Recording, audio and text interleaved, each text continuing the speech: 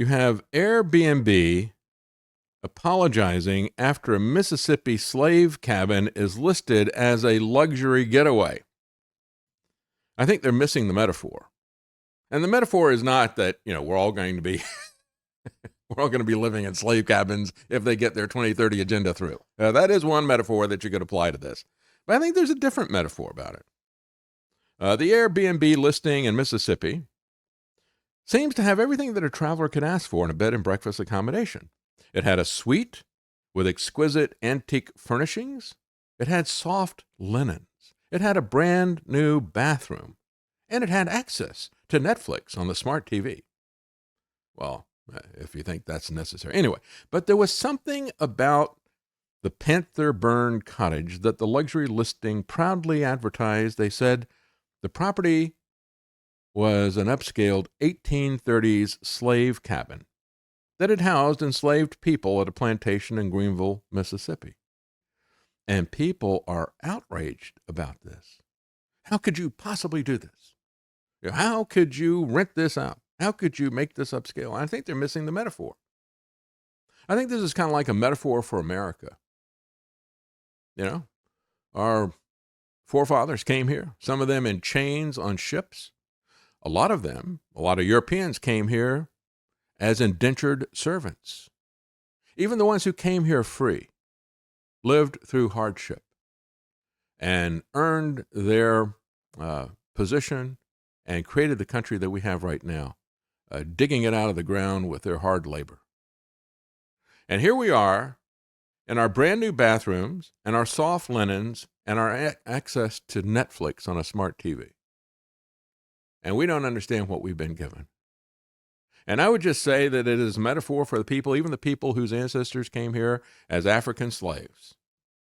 That now, guess what? You're living in a place with soft linens, a bathroom, and Netflix. What's your problem? Your problem is ingratitude.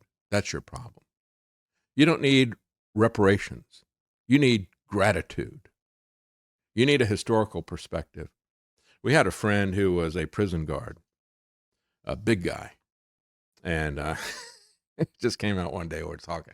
He said, yeah, you got all these guys. This is before the pandemic stuff. And he goes, these guys will say, oh, I got a tummy ache or this or that. And he goes, I just look at him and say, shut up, you're fine. That's the medical care they get, Shut up, you're fine. That's become a running joke in our family. Shut up, you're fine. That's what Virgil says. So, I would just say to these people who are all upset about this Airbnb, shut up, you're fine. You're living under conditions that most of humanity through most of history would have thought of as luxury. And all you can see is that at one point in time, 200 years ago, slaves lived here. Those slaves that you are descended from that have built you a better life through their blood, sweat, and tears. Get over it. You're fine.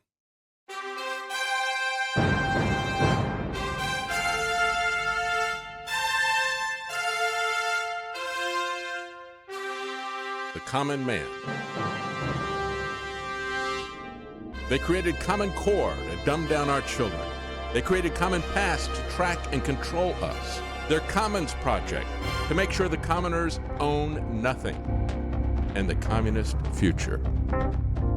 They see the common man as simple, unsophisticated, ordinary. But each of us has worth and dignity created in the image of God. That is what we have in common. That is what they want to take away. Their most powerful weapons are isolation, deception, intimidation. They desire to know everything about us while they hide everything from us. It's time to turn that around and expose what they want to hide. Please share the information and links you'll find at thedavidknightshow.com. Thank you for listening. Thank you for sharing.